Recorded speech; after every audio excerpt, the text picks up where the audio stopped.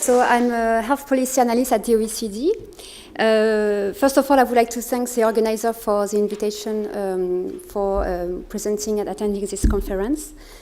So at the OECD, we do some economic studies to advise policymakers from the different OECD countries, member states. And we are, at the public health team, we are 7 people working on the economic policy for public health. And our aim is to make the economic case for prevention of chronic diseases. So we started this work about 10 years ago. It was initiated with Professor Franco Sassi. And this work has been financed over time by DG Santé from European Commission. So the starting point of our work is the global epidemic of obesity with a growing rate of obesity in OECD countries. So as you can see here on this graph, we show the rate of overweight in some example of OECD countries. And you see that in all countries, there is an increase in overweight rates, whether they are at a high level like in Mexico or US, or at lower level like in France, Switzerland, or Korea. And obesity is a major cause for non-communicable diseases like cancer, diabetes, and cardiovascular disease.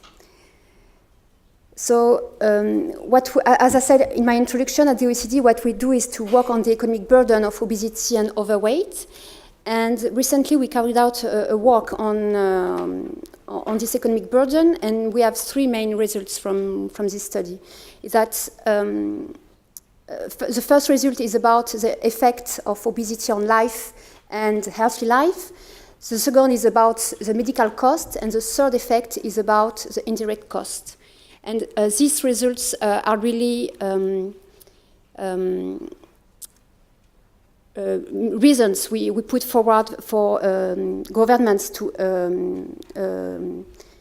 have them to invest in prevention policies. So it's the first results show that obesity and overweight depress life expectancy by about 2 years, so between 1.8 to 3.8 years across countries, across EU countries. And obesity and overweight lead to a loss of 26 to 65 years of healthy life per 1,000 individuals, with variation across EU countries.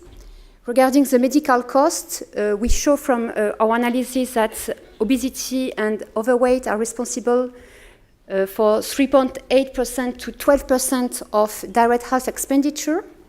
And in addition to this direct cost, there exists some indirect costs. So because obesity and overweight can impact on employment, they can impact on productivity at work through absenteeism or presenteeism. And they have an impact as well on welfare benefits like compensated sick leave or early retirement. And we show from our analysis that obesity and overweight can contribute to 2 to 4.5 percentage points of GDP per capita. So these are reasons for governments to invest in prevention policies. So to help to well-design policy prevention, we need to understand the different drivers of obesity and non-communicable diseases. So we focused on specific risk factors. We looked at physical activity and nutrition. And today I will focus on the consumption of fruit and vegetable as a determinant of obesity. So what we know from European data is that on average, European adults, only 12% of European adults consume 5 fruit and vegetable per day. And this varies across countries from 4% in Romania up to 30% of adult population in Netherlands and Denmark. So generally, we found that adults have insufficient consumption of fruit and vegetable. What is interesting to see is the inequality related to fruit and vegetable consumption. So here we show the level of fruit and vegetable consumption by education level. And what we see is that in all countries, with no exception, people with the highest level of education tend to consume, to achieve this target of 5 fruit and vegetable per day compared to the lowest level of education. So these results really suggest that people-centered actions could be efficient in tackling unhealthy risk factors and tackling obesity and related diseases.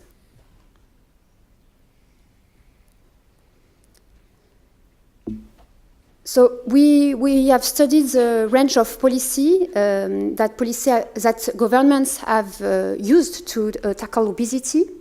So we can classify this policy into 4 major groups. So first, policies that try to increase the choice, for instance, food reformulation or building new cycle lane to increase physical activity.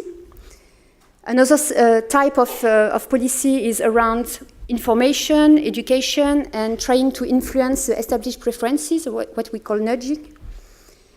So here we have the example of food labeling with the front of package food labeling system, which are implemented in some countries. Like in France, we have the Nutri-Score. In England, there is the traffic light system. In Nordic countries, they have the keyhole logo. So this type of signals that are put in front of package to indicate to people whether the nutritious quality of the food. Another example is about mass media campaign with the 5-a-day campaign, which is in place in the vast majority of OECD countries. The third type of policy is around regulation and fiscal measures. So example of regulation of advertising to children, regulation of the portion size, or about fiscal measures, there are pricing policies as well as subsidies. And the fourth type of intervention is around the healthcare sector with counseling by a general practitioner and a dietitian for people at high risk of obesity. And another example is the prescription of physical activity by general practitioners. So if we go in detail, if we look at the effectiveness of policies that try to improve diet. So here I list some examples we collected from the literature. So about food reformulation, we found that it can reduce calorie intake by 68 calories. Mass media campaign like the 5-a-day campaign can increase fruit and vegetable consumption by 80 grams per day. Food labeling like the traffic light system in England lead to a 3.6% reduction in calorie intake.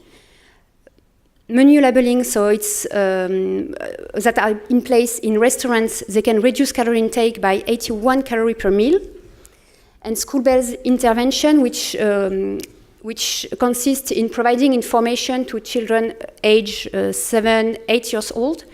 So this type of intervention can increase fruit and vegetable consumption by 38 grams per day, and a reduction by 2% in energy intake from fats while they are in place. Regarding regulation of advertising to children, it can reduce by 0.3 point reduction in BMI for children. And counseling by a general practitioner and dietitian can lead to a reduction by 10% in the energy intake from fat, which is equivalent to a reduction by 2.3 points of BMI.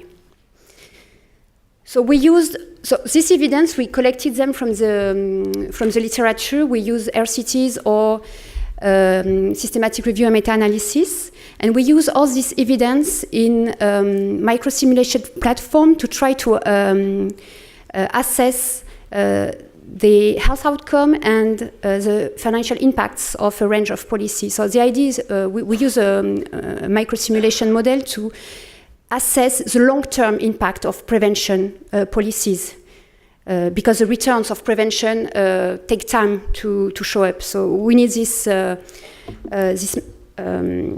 tool to do this exercise. So here now I present you the results in terms of the health outcomes. So these results come from the OECD publication from 2010, Fit Not Fat. So we studied 9 different policy options. And this slide shows that all of them are effective in the sense that they improve life expectancy and they improve life in good years, in good health, sorry. So if we start from the top, you see that mass media campaign can improve life years by, so it's 1 life year every 115 people, and 1 life year in good health every 121 people in Europe for the period of simulation, that is from 2015 to 2050. And what is interesting to see is that the most effective policy is counseling by a physician and a dietitian. This is the most effective among the 9 policies we studied, and is more effective than the physician counseling. I mean, counseling by a physician only. So it's really a combination. Now we look at the financial impacts of these prevention policies. So we represent here in red, the red bar represents the cost for implementing the intervention. And we see that the most expensive intervention is physician-dietitian counseling. And it is followed by physician counseling, while the less costly are food advertising, self-regulation by the industry itself, or fiscal measures. And we compare this cost for implementing intervention with the expected gains in terms of health expenditure, which is a green bar. And you see that there are 2 policies that are cost saving, so they generate more gains compared to what they cost, and these 2 are food advertising, self-regulation, and fiscal measures, while the other cost more than what you can gain. But we should not restrict our analysis to a simple comparison of cost. We should take into account the added value in terms of health. And this is what we obtain when we do this cost-effectiveness analysis. We show that GP and dietitian counseling, as well as mass media campaign and food labeling, they become cost-effective about 10 years after the implementation.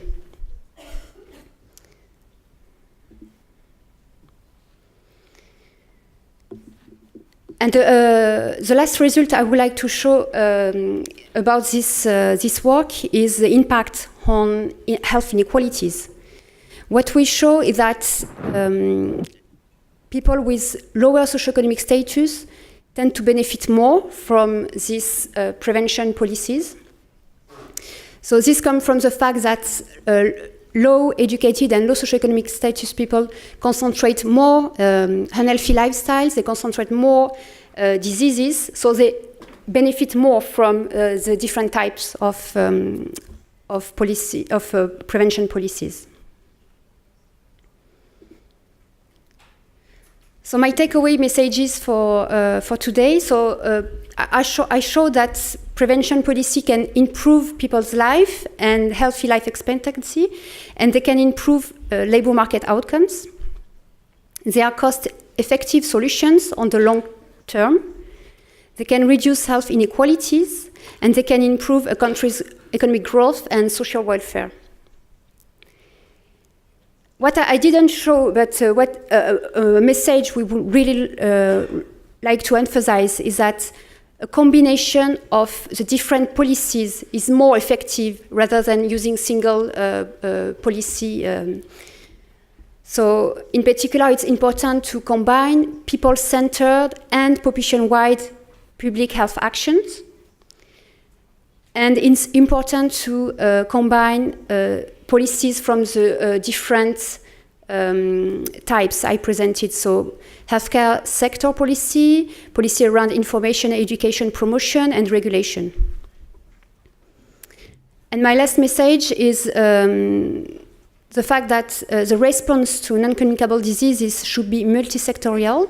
So it should involve not only the health sector, but it should involve other ministries like agriculture, transport, sport, education, etc., as well as the private sector and the civil society as well. Thank you very much.